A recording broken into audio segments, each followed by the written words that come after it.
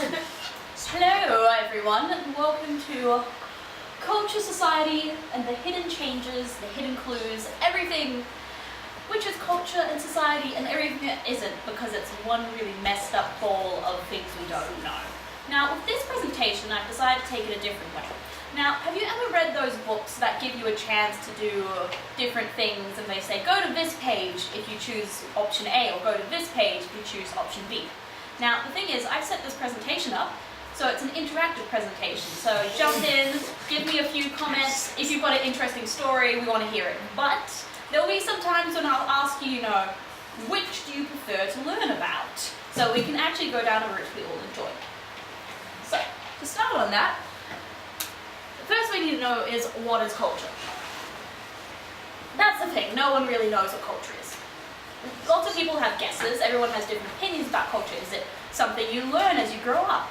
Like if you're in a small society, you could learn a certain culture and that's the rules you live by. Or it could be something taught in school, like things, certain knowledge you've gained. If you know a certain things, you're that much more cultured, as people would say. Or is it just the secret little things you kind of just pick up every now and then, like, I shouldn't set this house on fire. Why? It's so fun. I know, right? But for some reason we're not supposed to do it. The secret little things that you learn. But every person has a different culture. Like, some people may think it's okay to set a house on fire. Is that a culture? I'm looking at you, Pat. But so we've got to look at it, if each person sees culture a little bit differently. So is it who we actually are, which defines culture? Or it's what we are and what we express, which forms a culture? It's really messed up and really interesting. For now, we're just looking at culture. This is just one definition. Let's just use this as a basic assumption. But for now, culture is the unwritten social laws and assumptions in society or of society. That leads us to the next thing. Society.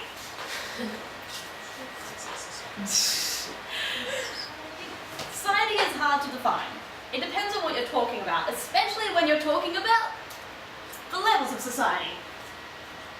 This is going to get interesting, guys. Now, in society, you normally think of groups of people or cultures, such as, these certain people, or Mongolians, or Indians, and that's their culture, and that's their society. But society is how we develop from our individual outwards. So we could say, your interpersonal with your friend group and your family is a society. But then all the people in ANU is a society. And then if you go even larger, everyone in Canberra or even in Australia is a certain type of society. And then you've got society, which is like global. So society is an interesting thing to say, which makes it even more interesting because I'm looking around and I'm just thinking each one is a society. And you can have your friend groups, could have some same culture as, say, Australia, but Australia doesn't mean you have the same friend group culture. So even though you're jumping between, even though it starts at basically what you see and goes upward, there's still differences. So here's decision time. Do we want to look at and attack small-scale society analysis, or do we want to go large-scale society analysis? Do we want to look at how our personal levels and who we are and our friend groups affect the larger picture, or do we want to look at society and from the big picture and then condense it and see how it affects us? On the floor. Small scale. Large scale. Small scale. Large scale. Large scale. None of the above. Okay, es das. Do a barrel roll. Okay, let's just have a quick vote of hands. You can close your eyes if you want. Who wants to look at small going to big? Yes, I know, but innuendo. Are you making us choose things? Who wants to look at big going to small? I'm gonna do it. Okay, well the innuendo didn't work, so we're going to look at big going to small. Now, as you've seen in the previous slide, That means society and globalization as a whole, and how that affects you as a person. Now, just a quick thing, when you're talking about small, we're normally talking about your friend group and family. So that's just out of the way. And now here's the thing. Would you like me to tell you a quick story about how big things affect smally, or do you want to get more into the process stuff? Because these are quite interesting. Do you want to hear from Abu Dhabi and its transport system, and how its transport system actually affects the nationality discrimination? Or do you want to hear about Indonesia and its clothing rules and how that affects its prices? How big things can affect other big things. Selamat pagi! Hello to me too. Selamat malam. Okay. Who cares? So, if we have three choices: no story time, Indonesia story time, or Abu Dhabi story time. So put your hands up. Derby, but I like Indonesia, mate. Oh god, bro. That's us. Okay, the thing is, if you guys want to hear the other stories at the end of it, if we still have time, I'll tell you. Just bring it up as a question and be like, that story, I want to hear it. Okay, That's but for now, Indonesia. Abu okay, Dhabi. hands up for Indonesia. Arrow counts as 5. Okay, hands up for Abu Dhabi. Abu Dhabi wins. Okay, so in Abu Dhabi, how much does anybody here know? Nothing. I know it's a place. I've been there. Oh, it's got like a 7-star hotel. It does. That's Dubai. That's That's Actually, Abu Dhabi's building one. Yeah. But They're the often orange ones confused do buy with each each other. other. The other Emirates. Yeah, no, Okay. they do. They It's have Dubai, the but with money. Now, have you guys heard of the 217 car pilot? No. Basically, one day on the highways in Dubai, Abu Dhabi, going to Dubai, it was foggy because it gets foggy in the desert. Now, on the drive, when you're going on a freeway, the limit is 120.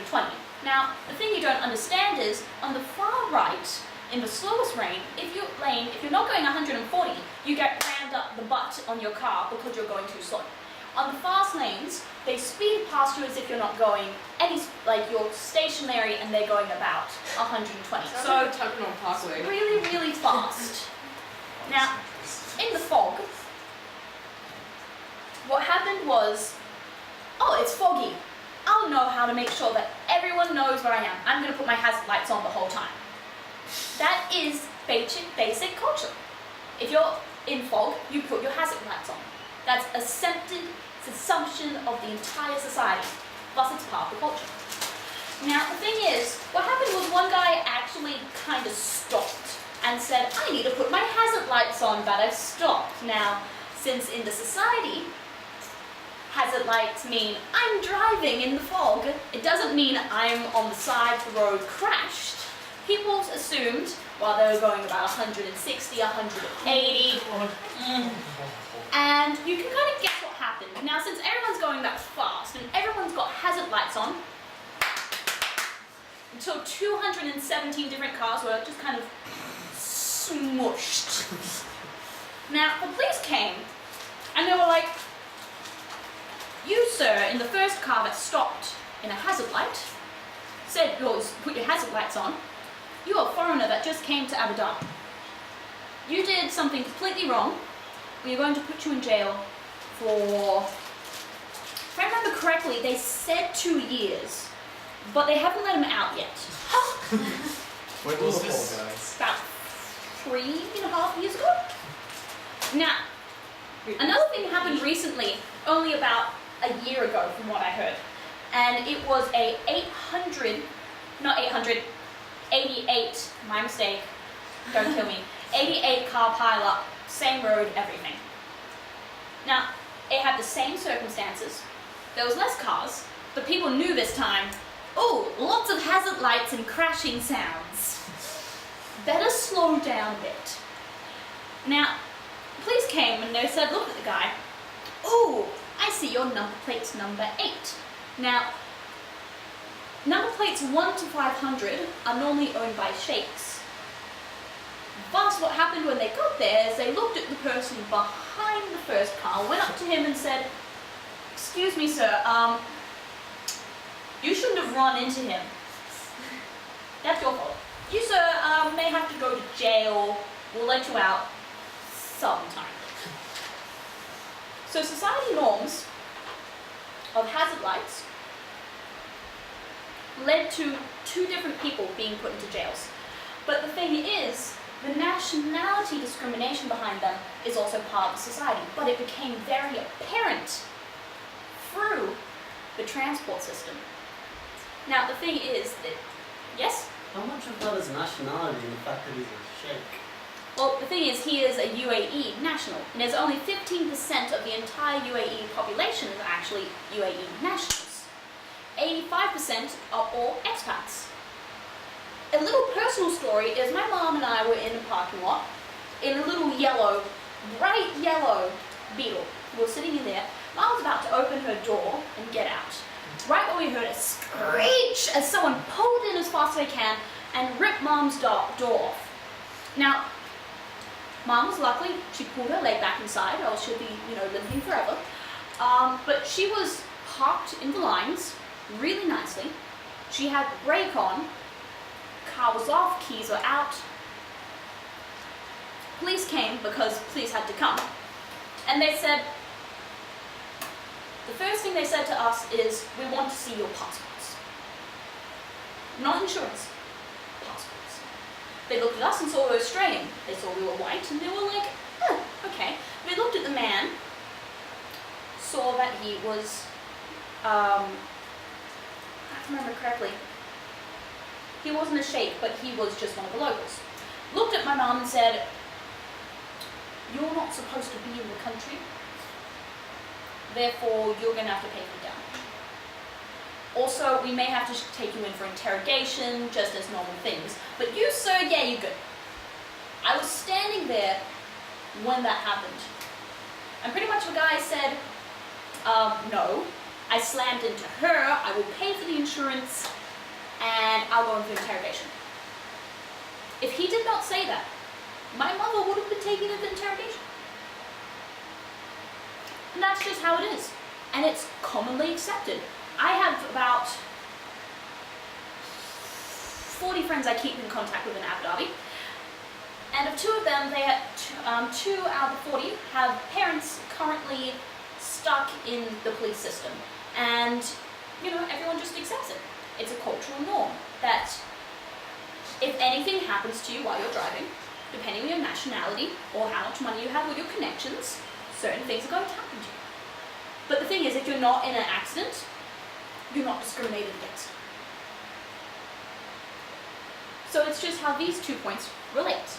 Now, how does this big society culture thing trickle down to affect you as a person? Now, something similar to the tidal wave effect. Now, since I grew up in that society, I expect cars to run me over. I expect to always have to cover my shoulders and knees and stomach. It's only in the last 2 months that I realized, I can wear crop tops. And it was great. Due to living in Jakarta, I expect to always be catcalled. I expect to have motorcycles driving right next to me really, really fast. I also expect to lose about a friend every 8 months. Just because of accidents and things that happen. And that's just how I grew up. So the fact that as a giant society, that's what I accepted, and then I came here. And suddenly society said, you shouldn't be losing a friend every 8 months. You will not be questioned by police if you wear a crop top. You can, drive. I was like, what the crap? But the thing is, I've slowly become accustomed to society because of these big overriding ideas slowly seeping into my everyday life. Like, I walk out at night now. I can actually walk around at night. Like, not midnight, but like sunset. I'm still not that stupid. But, and things like that. Now, another thing that affects us a lot is media. Who knows Kim Kardashian? Unfortunately. Yeah. I love how the unfortunately just came out from the back. Now, who knows Nicki Minaj? Unfortunately. Why do you name it people with big butts? Because The more important ones, Lucy, let's be real. Nicki Because they Minaj don't is the lie. one with the alien lips, right? like the hips. Okay. Cool. Who I was knows misquoting, but Lil Wayne and Snoop Dogg and LMFAO and let's see, who else? Who knows Obama? I think people here will know Obama. Is Snoop lying now? This No, is he so said bad. he turned it back to Snoop Dogg. So it's Really? music history about that. Yeah, I mean, which part? You know who we should all be checking out? JB. Okay. Who knows Putin? Who has made Putin jokes before? He has all his hands. You who Okay. came up with You Putin on don't- stage? Jokes No. about you. I wish it was though. Who knows Kim Jong-un? Not personally. Yeah. I saw him in a film once. Okay. Now, who goes on the internet and right next to it you see ads saying, if you do this diet tip, you can lose 5 pounds in 1 week? Or has these ads and it's for R-rated sites on the side of their browsers? Or see sites and it says, take this wonderful trip to Hawaii for this really cheap price. She's an ad blocker. What? Yeah. Aren't those ads dependent on what you search? Some of them. Why is the origin stuff coming up, hey? Yeah. Not all of them are dependent on what you search. Some of them will. There are some sites that will just show R-rated ads. Yeah. The pirate fan. Back on topic. No, that's just- Who is constantly blasted by the radio with songs that say wiggle wiggle, or songs that just continually like ass ass ass ass, or who continually got songs that are like I will love you forever, Edward Cullen, and things like that. Just continuous bombardment on our senses and our minds of things like, you know what the best thing for a girl to have is? Anaconda. Boobs and butts. You know what the best thing for the guys to have? Money. We get continuously bombarded by this ideal. Now, yes, I can see your boobs. They're great. This is on camera. Camera's not looking at your boobs. So, No. Thrift shop. in That is about the lack of money. yes. But I'm looking at overall general media. And in general media, we're normally bombarded by, you should be able to do this better, you should be better, you should have more money, you should have more natural assets, you should and things like that. That's almost So- an Anita standard. Yeah. Or you should be skinny and things like that. How many times have you gone up to a girl and has she been like, I'm going to go to the gym because I need to lose weight. And you look at her and you're like, why? Or you go up to a guy and he's like, oh, you know, I haven't, you know, gotten laid in ages. Everyone in John's. Okay. Their STD rates say that it hasn't been that long since they were Yeah. laid. Grr. This is okay. Anyway, Camera again. in society, we're just seen to want to do things. It's the norm in our society to want to have copious amounts of sex, to have copious amounts of money. It's all copious assets. It's just a thing. But is that really what we should want, or should we want scientific advancement and giving food so that everyone can eat, or things like that? But since we're bombarded by things like ass so often, it's just one of the primary thoughts in our mind, therefore making it a large part of society. You can quote me, ass is one of the largest parts of society in the modern first world countries. It's great. And so, continuing on about media, oh God, why? Oh! Why? Oh God, why? I told you it was going to be entertaining. Worst OTP ever. Oh. You guys? What are you talking about? Okay. You have to got your attention now. She looks really puzzled. Why? The right hand side. Yeah, that's what I was thinking. Yeah. Yeah, that's just falling off. Yeah, don't take that thought too far. Why did Rebecca Black get really, really popular or like unpopular for so long? It's because she was so horrible in that song. Because everyone was like, oh my god, you have to look at the song, it is so horrible. Didn't she also get backed up by Katy Perry? What? Yeah. No. After She a was on while. Friday. And how come Yeah. our leaders have to be like, to prove I am a very fertile, strong male, I have to do this. Oh. Debatable. It's because in media, we are what builds the media. If we find it interesting, disgusting, strange, weird, want to share it with someone, be like, yo, look at my pustule, it's amazing. Or we can be like, yo, dude, look at this song, it will get stuck in your head and you will have to endure this torture with me. It's because of our need to share things, to feel like we're belonging to the society. Because if everyone knows something in the society, then you can talk about it much more freely. Therefore, building it into the society by having that bit of knowledge.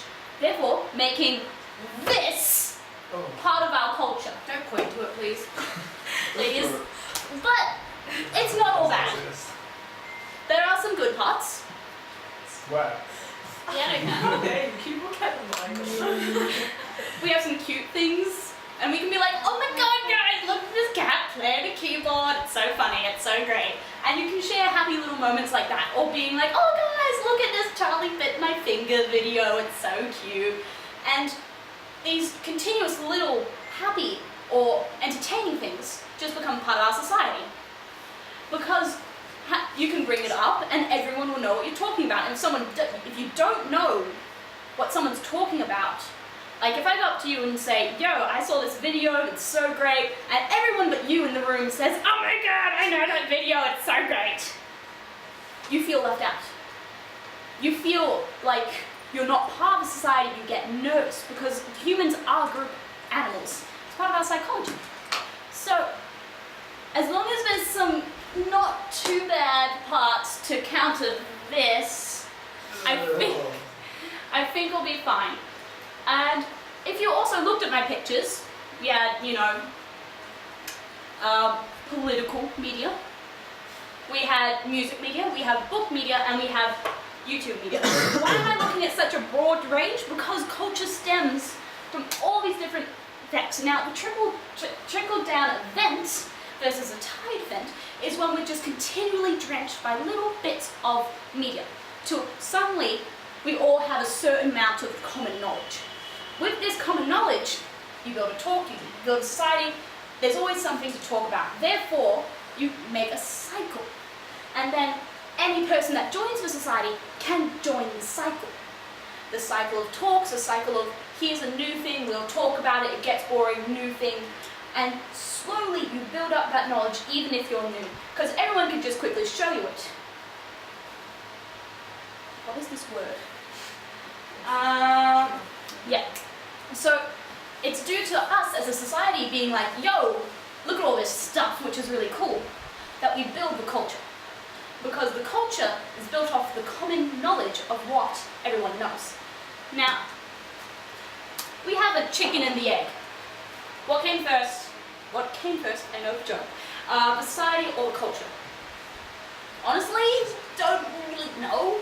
It just kind of evolved at the same time, then became a spinning windmill of doom. Now, here's an interesting thing. It's story time again. Would you like to hear a fanciful story about Venice? A interesting cultural story about Turkey? Or a quite weird and strange story about Saudi Arabia? Hands up for Venice. Hands up for Turkey. Who? Saudi Arabia. It was Okay. first Turkey. Turkey, just one, so Turkey Loki.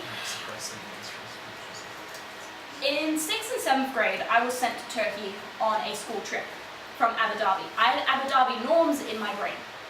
It was what I was raised with, the culture I had.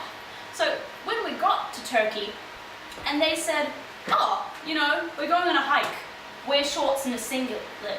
you know, we don't care if you show your shoulders and, you know, your knees. I was like, what? And it was one of the most amazing days ever because I love hiking. So we went on this hike and there was a path on it. And the thing is, in Abu Dhabi, you never walk off the paths. Like, because there's paths and then there's road. So if you actually take a step off that path, you could easily just be like, boom, run over, they'll keep going, man, they'll get a hose down. I've seen it done. It was kind of gross, but it's fascinating at the same time. So the fact that when we got on the hike, and there was like, oh, by the way, you know, we've got one tour guide for about 70 people, and there's like 3 different paths, just make it to the end. I was like, what? We can walk our own paths, it's fine. So, me being me, I decided to go like everywhere, climb up the entire mountain. It wasn't actually a mountain, but it was really high. Not steal, but take things from the orchard. Thank you. And just have this pile of fruits in my bag, run down the hill, meet up with all my other people who were still just walking the same path. They were just walking, you know, that 1-2 foot long path and didn't go anywhere interesting. Now, why was I different? And then I got back and people wouldn't talk to me for a bit. They'll be like, oh, that was so cool, you're interesting that you got there. Is your hand up? Yeah. Yep. Where in Turkey were you? Because when I went, we still had to cover everything. Outskirty bits of Turkey, but it was very westernized. But lots of the females still covered up. I was like, fuck this. Besides, I was the chubby fat kid, I didn't care. But, I can't remember the name. Southern area of Turkey. Antalya? That's southern. That sounds about right. Yeah. Huh.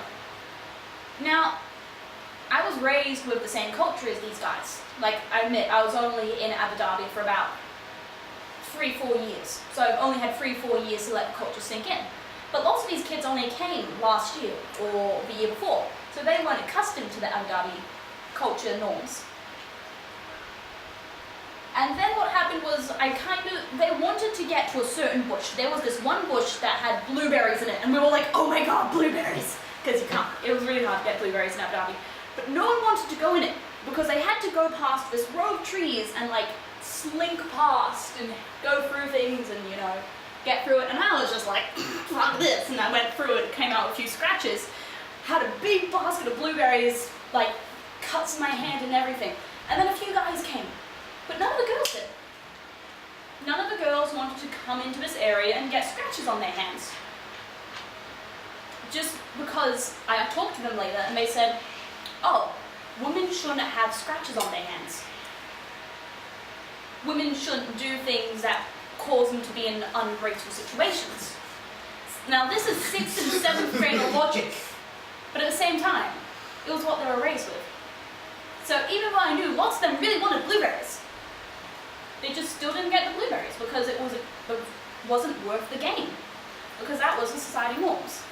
Now, society norms are quite interesting, especially in lots of different countries. Look at Saudi Arabia. This is McDonald's. Yeah, that's McDonald's. Clearly says McDonald's. Except you read it I that don't way. know how clear it is to you, but you know, I don't see any Big Macs. Yeah, well, There are they're big here. ones inside of Big Macs are here. Now, if you look at the clothing, you can see that there's a distinction between what the women can wear and what the men can wear, and that's just society. Friend went to Saudi Arabia, came back with her ankle beaten because she wore undies. Her ankle did show through when she walked. Guy got his cane, whacked her, broke her ankle. I knew a lady who lived in Saudi Arabia for about 2 years. She was not allowed to drive. But in their own little circles, in their own little private expat society, they had drinking parties. It was accepted. You couldn't go outside the compound and not wear one of these if you were a woman. But at the same time, while you're in the compound, drinking parties, bikinis, have at it. So society can be split into different sections. Now, that's taken differently in France. By the way, they're much fancier than most people because look at this tiny macaroon in McDonald's in France. Are you gonna have a macaroon or a burger? It's a macaroon. Now in France, they have something very interesting. When you leave the house, there's a certain standard of dressing up and hair being neat, so no uni student styles. You have to be proper, you have to be nice.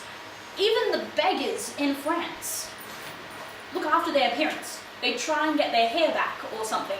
Barbers actually go out to the beggars and give them shaves or give them certain little bits of food or things like that so that they actually have a proper appearance. Appearance is a big thing because they have so much tourism. Now, global tourism has affected barbers to give free haircuts to beggars. Boom.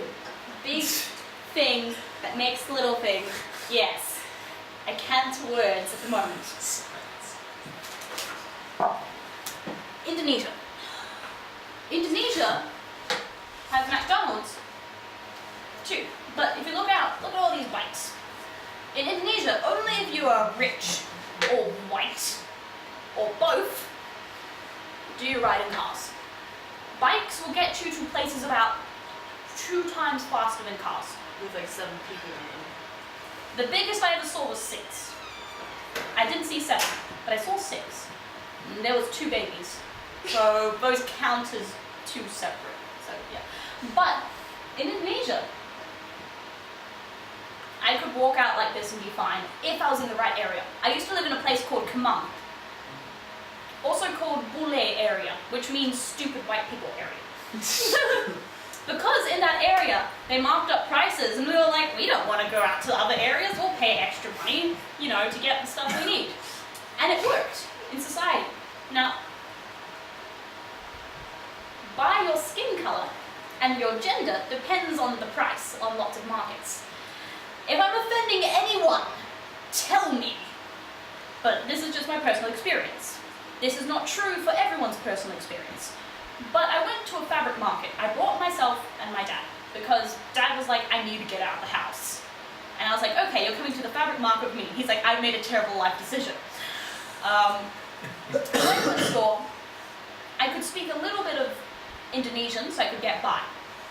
I went up there and said, yo, I want this cloth, how much? And he said, okay, for 1 meter by 1 meter, 100 fat. $10. And I was like, okay. So dad just came back from going to the toilet, walked in, and came up and talked to me. And I said, hey dad, and dad said, hey. And he's like, oh, I forgot this fabric was actually double-sided, so 1 million. Yeah. They do that in China too. Yeah, pretty much, depending on... And Turkey actually. Yeah, Turkey does it too. But it's just a normal thing.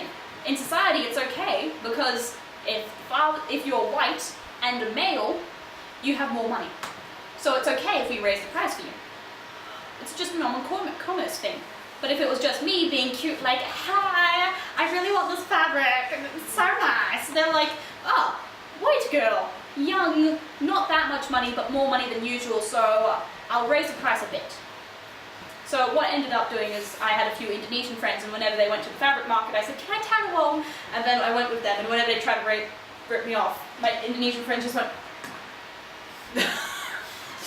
at the guy who was trying to sell me the stuff, and I was like, okay, what's the actual price? And he was like, okay, I'll give you a little bit higher than the normal Indonesian price, and I was like, I'm good with that. My friends were still like, give her the Indonesian price. Rich white girl. Which right? Rich white girl. Rich white girl. So the thing is, if you look at McDonald's, it's still the exact same. Global things, such as McDonald's, normally stay the same. Now, have a look at New York. Boom, McDonald's, right there. People going by normally. In New York, I went there. There was this most fabulous tall person, about that much bigger than me. High heels, black studded, spiky black heels, black diamond heels. Leotard, you know, all the single ladies dress. and then a huge, big, buffy beehive hairdo. This person just walked down the street like, oh, I am the most fabulous thing ever. I didn't even realize it was a man until I saw the giant bulge. And that was normal. Now, if you saw someone do that, say in Abu Dhabi, people would be like, what the actual crap? But they'll be okay with it. If someone in Saudi Arabia saw it, they'll be like, aha, cane time. More like jail. Yeah, more like jail. Stoning. Yeah. If you did it in Indonesia, no one would give a fuck. If you did it in Australia, people would look at you and be like, that is interesting. But in New York, it was just like, whatever, that's cool. Next, I saw a person with about 10 poodles, all pink. Pink. Just walking down the road in his like khakis. It wasn't Wednesday. And just all this extravagance was just a part of the landscape. It just became a part of the environment. But something that always stayed the same was McDonald's. McDonald's stayed the same. New Zealand actually went there. People were really chill. They were just nice people in general. But anything a bit out of the norm, one day I decided, yo, I'm gonna go out with a huge puffy pink skirt and a lacy white top and go to the department store and just get like some batteries and see what happens, because why not? Went there and people were just like chill with it. And they were like, that's pretty cool. I got one guy that was a big burly builder guy and he was like, yo, can I take a picture with you? And I was like, sure. I don't have that picture, I wonder where it went. But anyway, it was just very calm and accepting in New Zealand. But the McDonald's there normally staffed really, really young people. While Indonesia, they staffed elder people because you have to have a degree to work at McDonald's. It was actually a thing. You had to have a degree to work at McDonald's. And in Abu Dhabi, to work in McDonald's, you had to be assigned there from someplace like India and actually be imported to work at McDonald's, yes? Was it an arts degree? Oh, hell no! No, but wouldn't it be related to like the whole degree thing? Because I imagine in Indonesia with like the sort of social economic statuses, the whole degree thing would be to get rid of people who are illiterate, wouldn't it? To work at McDonald's, because they would need people who could read. No. But there are other ways They of doing needed it. a university degree. McDonald's is high class there. You don't go to McDonald's unless you're wealthy in these Really? other places. It's not the place that everyone Yeah. can afford to go No. to. It's McDonald's considered. is a high class Australia, place. it's like Yeah. Yeah. And, see, already a clash of social norms.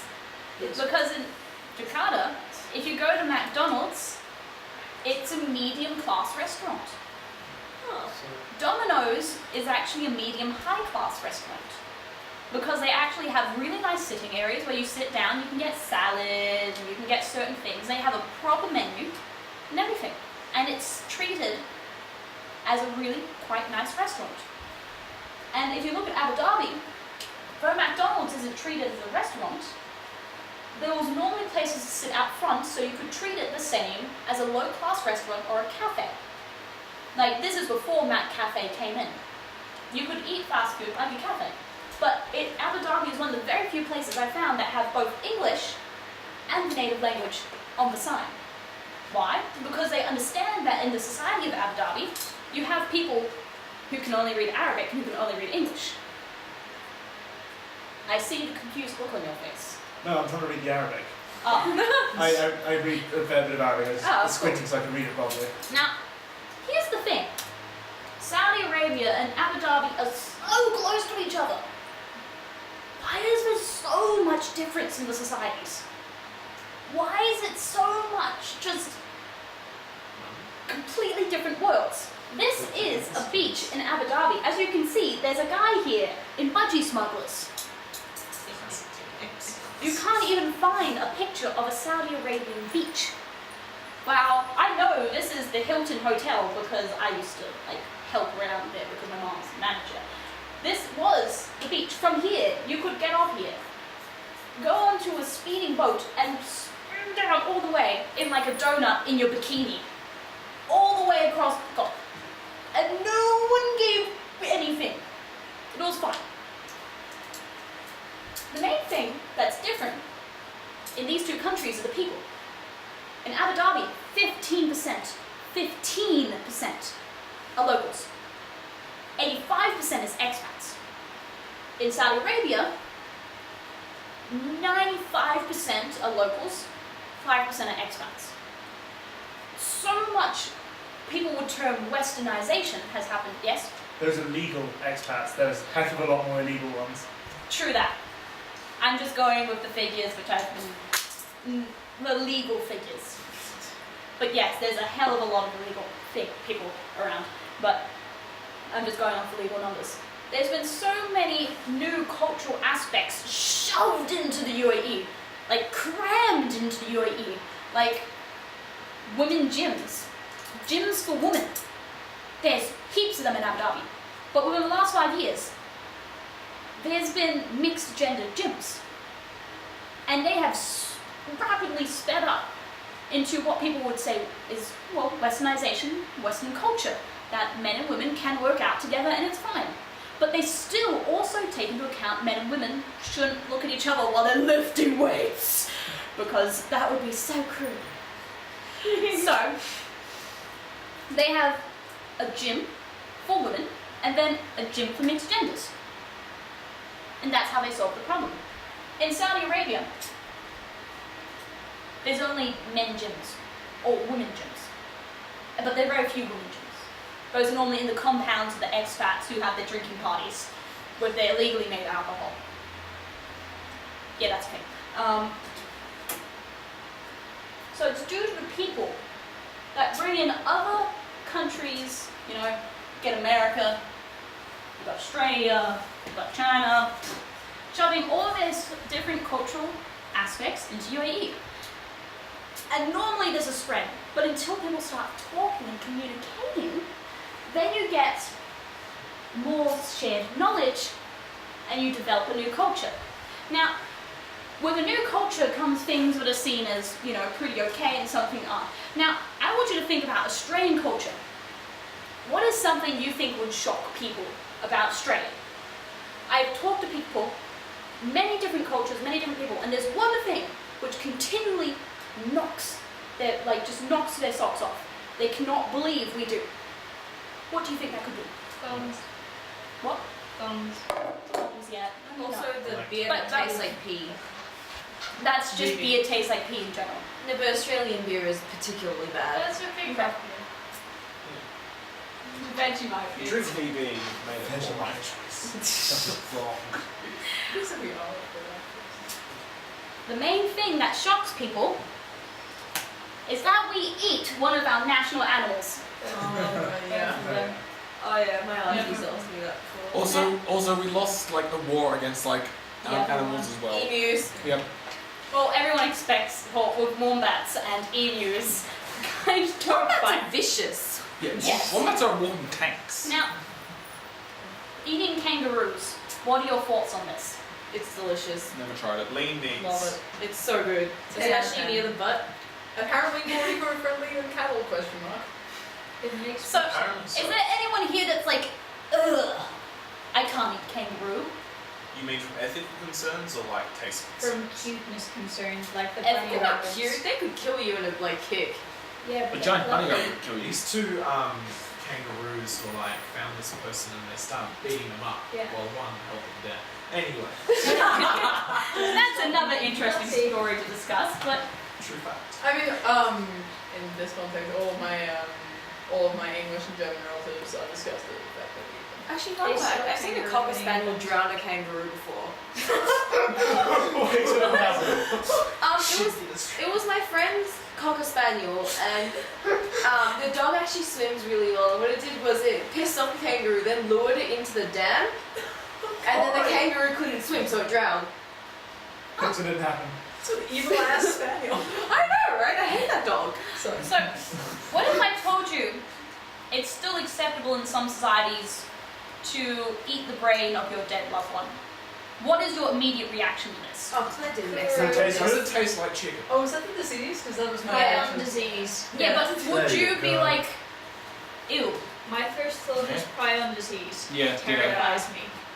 Stop being highly educated individuals. Let's go. outside of that, no, it's Exact fine. on this. It's like crude cell alcohol, Okay. like mad cow disease. It's like, Oh. it's what you get from neurosurgeries and eating Oh, worms. you don't want to do that then. What if I told you that in some societies, to become an adult, you have to stay away from your society for 3 years, hiding out, and if anyone from your society finds you, they will murder you on the spot. Extreme hide and seek. Yes. I was just thinking that. That's hella. That's a How do you little keep bit- track of time? Seasons. Seasons. Stars. Can you? And all that. Which places are A these? wash. Different places. Some I visited, some I haven't. Amazon. I'll tell you later, you're not there. Okay. Battery every 2 weeks. every 2 What weeks. if I told you there's some places where the second a woman gets her first period, she has to be married out of the family?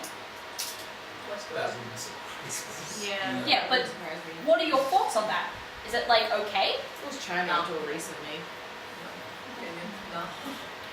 It's- What if in those some types of places- legislation is so Dedicated on engaging misunderstanding of in the biology. elections.